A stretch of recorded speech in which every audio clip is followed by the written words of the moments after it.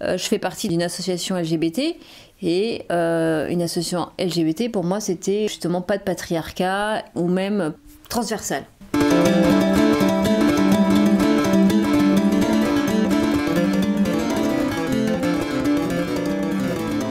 Bref, donc en fait j'étais vraiment dans cette association qu'on pourrait appeler la ferme des animaux, pour pas donner des noms etc parce que j'ai pas envie. Dans cette ferme des animaux, Napoléon m'a dit bah écoute si tu veux Benjamin tu peux être bénévole à l'accueil parce qu'on a besoin de monde etc.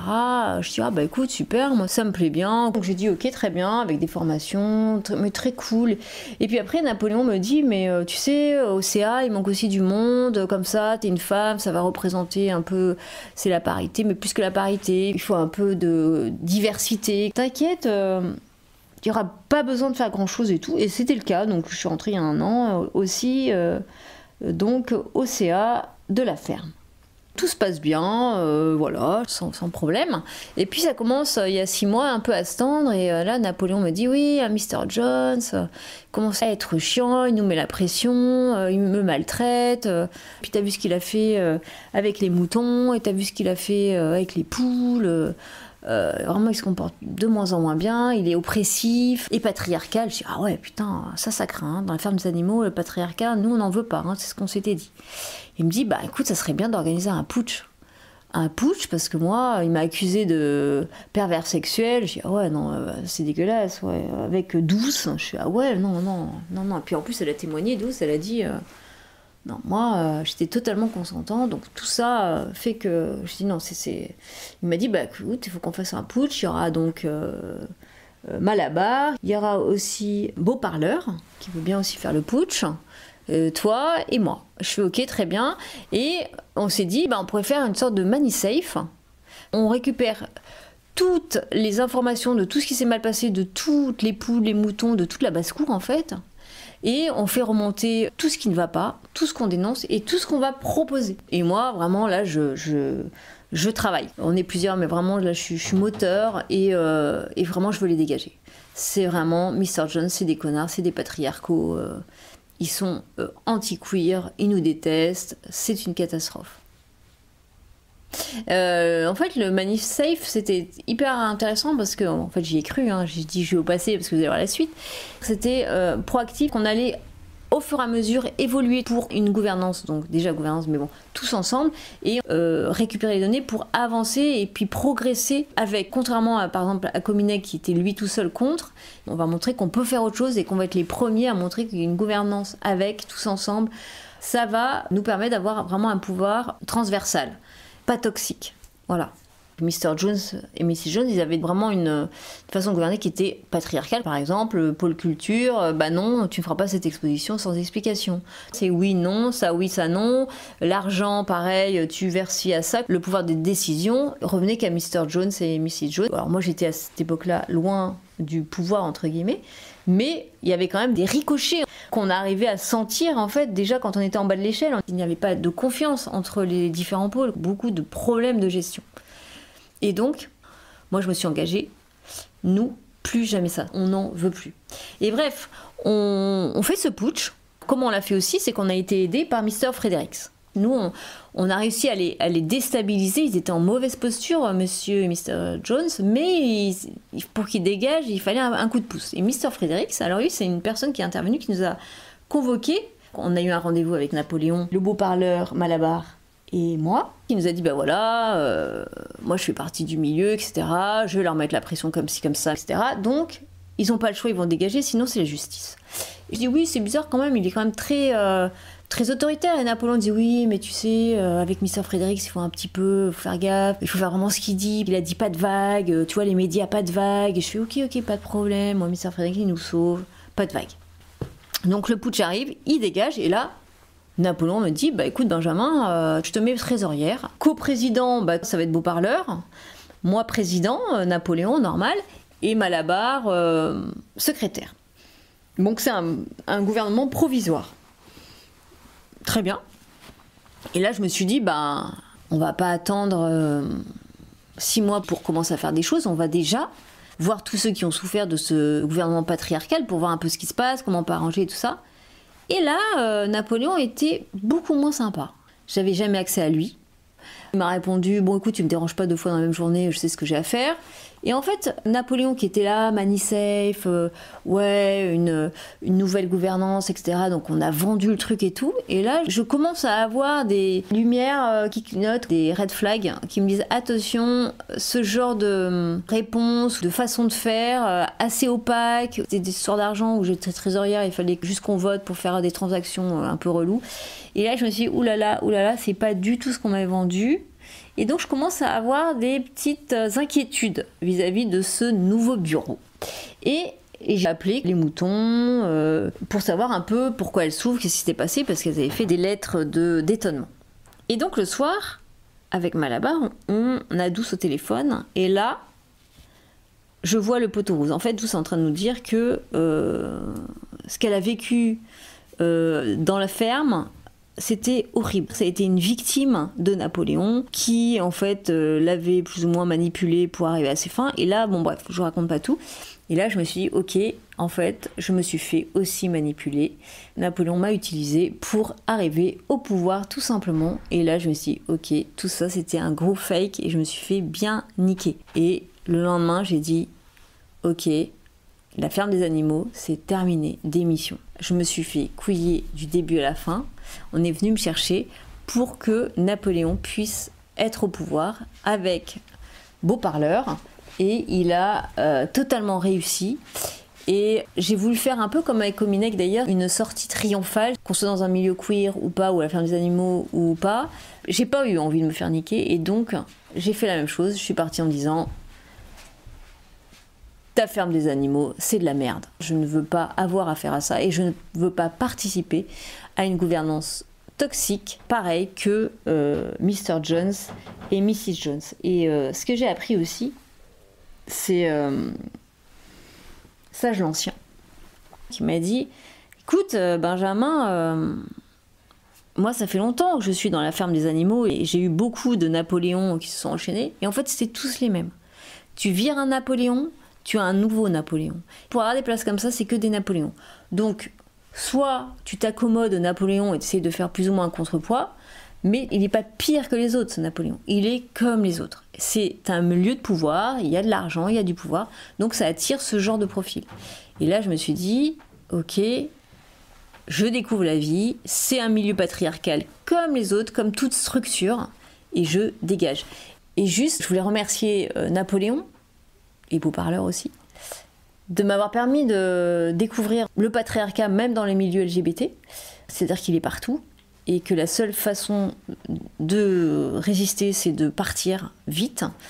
Mais voilà, ma petite vengeance, c'est de faire un petit podcast, comme Solanas, un doigt d'honneur en disant « mais non, vous m'aurez pas ».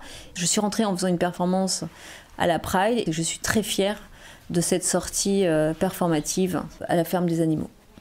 Le patriarcat de Mr. et Mrs. Jones, je le connais ce patriarcat. Patriarcat, autoritaire, qui dit oui et non et qui décide de la pluie et du beau temps. Celui de Napoléon, je ne l'ai pas vu venir parce que c'était un patriarcat qui était plus fin et qui arrivait en fait progressivement sur ma vie. Les symptômes sont arrivés petit à petit, c'est pour ça que je ne l'ai pas senti. Et juste au dernier moment, sur certains messages, je me suis dit waouh, là ok, on allait trop loin. Mais c'est des petites choses. Par exemple, je maîtrisais de moins en moins mon temps. Et on me donne pas toutes les infos. Et en fait, j'attends. Et puis, l'info ne vient pas. Et le matin, elle arrive à 6h. Et finalement, non, il y a trop de travail. Et en fait, donc, je suis dans une dépendance de temps que je ne maîtrise plus. Et du coup, je perds des pieds. Et donc ça fait partie des symptômes que j'ai après coup découvert. C'est du patriarcat qui m'imposait son timing. C'était invasif dans ma vie privée. Il y a eu ça qui arrivait progressivement. Et la séduction.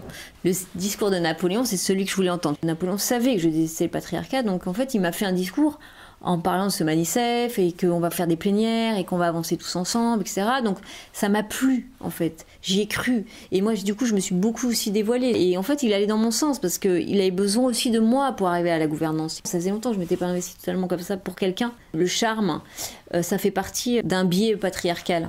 Moi, il y avait aussi ce côté qu'il était génial, au-dessus de la mêlée, genre je gère mais totalement tout quoi. Et c'est pour ça que je suis très contente d'être partie comme ça du jour au lendemain parce qu'il n'avait pas prévu dans ses coups d'avance. Et ça, c'est une petite fierté que j'ai Après avoir investi énormément de temps et d'énergie, en 5 minutes, je suis partie, je me suis renvolée à la liberté et à l'art parce que j'étais piégée et que moi ça marche pas, le piège, quand je m'en rends compte, je crève, il me tue. Et c'est pour ça que j'ai besoin de faire un podcast là-dessus, parce que je regagne ma liberté en performant là-dessus, en disant voilà où on en est. Et je serai pas votre victime, mais vous serez ma victime. Je pourrais même retourner le truc en disant que je me suis servi de cette expérience pour en tirer un bénéfice. Et je pourrais même dire que j'ai utilisé Napoléon et que grâce à lui, j'ai appris beaucoup de choses sur le patriarcat. Ça s'est affiné. Ils nous colonisent et je pense que on peut être que libre hors structure. Dès qu'il y a une structure, ils sont là. Et si ce que j'ai découvert, non mais j'ai quand même un petit peu réfléchi suite à ça, parce que je dis pas que je suis sortie comme ça indemne, et c'est vrai que le lendemain de ma démission, après, quand on a donné beaucoup pour une personne, évidemment qu'il y a un vide, et puis on se pose des questions pour remonter et réagir vite et se reconstruire, plus ou moins quand même. Et en fait, je me suis posé la question de Napoléon. Je me suis dit qu'il était d'abord un psychopathe. Et après, je me suis dit, ok, donc il n'est pas plus psychopathe que les autres. Ils sont tous finalement malades. C'est-à-dire que je fais du mal à l'autre, mais finalement, c'est pas grave. On passe à autre chose, on s'en fout, on fait une nouvelle équipe et tous ceux qui ont souffert, eh ben, on les vire et on passe à autre chose. Donc ça, pour moi, il faut être malade un peu et avoir une pathologie pour pas avoir d'empathie, et le besoin aussi d'être admiré de sa cour pour exister. Et ça, c'est pareil, pour moi, c'est de l'ordre de la maladie. Et en fait, tous ces hommes qui ont du pouvoir, ils ont les mêmes problèmes. Ils veulent juste le pouvoir. Donc pour avoir le pouvoir, il faut ne pas aimer les autres, aimer être admiré, il faut avoir des rêves de grandeur. Tout cela ont les mêmes pathologies, donc je sais pas si on peut dire que c'est des malades, mais c'est tous les mêmes symptômes. C'est juste des hommes qui veulent avoir le pouvoir et qui ont un fonctionnement identique, que ce soit le président de la République, président d'association, directeur d'entreprise. Mais voilà, c'est juste que j'ai découvert que même dans le milieu associatif, on avait les mêmes problèmes de pouvoir que partout ailleurs. Et donc, pour l'instant, je n'adhérerai plus dans aucune structure aussi associative, ni politique, ni associative, ni rien du tout, quoi. C'est tout. Et voilà, je me suis juste fait couiller, je vais dire une fois de plus. Mais du coup, hier, j'ai regardé le reportage sur Valérie Solanas. Elle a cru Andy Warhol, qui était à la Factory, artiste, homo. Elle s'est dit, bah, on est pareil. Et en fait, il a bien entubé, bien profond avec son livre, il n'avait rien à faire d'elle. Elle s'est trouvée en hôpital psychiatrique, etc. Et malgré tout, elle lui a détruit sa vie en lui tirant dessus. Il en a souffert toute sa vie. Elle a quand même été publiée dans le monde entier. Et c'est maintenant une référence dans le mouvement féministe. Et je veux pas du tout me comparer à elle, mais c'est ces mêmes histoires où on est des tonnes à se faire avoir en pensant que là c'est différent. Là on est protégé, ou là on pense pas pareil. Et en fait, on se refait toujours avoir sur toujours les mêmes schémas. La seule chose qu'on peut faire, c'est la justice et les médias en disant voilà ce qui se passe. Et ça, c'est vraiment des contre-pouvoirs qui les font vraiment chier. En ayant cru à ce ManiSafe et en proposant une nouvelle gouvernance, j'ai donné toutes mes billes pour qu'on puisse faire quelque chose de nouveau. Ils s'en sont servis pour eux se mettre à cette place-là. Quoi que je fasse, si je l'appelais en disant bah voilà ce qui s'est passé de ça, ils s'en seraient servis pour encore asseoir son pouvoir. Donc la seule chose, c'est de quitter le navire. Plus on leur donne du matériau, plus ils s'affinent, plus ils sont dangereux et moins on les voit venir. Heureusement que j'ai pas démissionné au bout d'1 an, parce que j'aurais eu des cadavres dans ma cave. Ça va très très vite. On fait des cadavres, donc on est tenu. Si tu démissionnes, je dirais que t'as fait ci, que t'as donné de l'argent à bidule, et après on est piégé. J'ai dégagé, mais juste au bon moment. Sinon, j'étais dans leur griffe, et là, t'es tenu. T'as participé à des complots, à des virements de personnes, parce que t'avais pas le choix, parce que voilà, etc. Donc c'est vraiment hyper mafieux, en fait. Je suis pas du tout parano, hein, c'est vraiment comme ça que ça se passe. Comme Comenec, il a triché, il a dit qu'il était humoriste, il n'est pas humoriste. Napoléon, il m'a dit qu'il voulait un gouvernement safe, en fait il voulait être élu président, et aujourd'hui il est élu président. Donc en fait ces deux personnes-là, ils ont tordu la réalité pour accéder à leur fin. Et l'art, ça peut être la même chose. On peut se servir de l'art pour accéder à un pouvoir. Et donc juste pour amener un petit peu au podcast suivant, l'art des fois fait croire qu'il est de l'art, il nous leurre et en fait ça reflète une réalité, un art actuel, et en fait c'est pas bon. Quand Maria fait des peintures qui sont des choses très très bien faites ou très lisses, Ah, bah enfin tu nous fais de l'art, parce que là on voit vraiment que c'est le vrai paysage qu'on avait vu à Biarritz au coucher du soleil. Ah, bah enfin ça c'est de l'art. Donc c'est de l'art. Et en fait, non. Et comme l'homme politique, l'art qui n'est pas de l'art, c'est très bien contrefaire la réalité pour faire croire qu'il est de l'art. Bon, bah moi, c'est fini, quoi. J'ai pas envie de parler de l'autre podcast parce que ça me fait trop chier, ça fait 1h15 qu'on y est. Et donc, je vous laisse méditer sur tout ça. Déjà, je trouve qu'on a donné pas mal.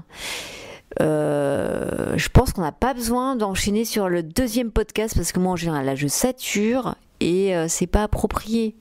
Je pense qu'il faut chaque chose à sa place. Là on décale trop. On décale trop. Take it easy. Déjà, c'est bien. J'adore l'art, mais là l'enchaîner sur l'art, c'est too much. Too much for me. J'ai la tête qui éclate. Ouais, fuck tout ça, et on se réenvole et on repart. Et moi, en fait, j'ai l'impression d'être. Ça y est, je suis repartie, je suis légère. Alors que j'étais bien plombée. Et c'est bon, là. C'est reparti. Vive la vie. La création et tout ça. Tu vois, c'est ça. Mais là, on repart. On se rembarque pas sur un truc compliqué. Ne soyez jamais la proie des hommes et soyons libres, les amis.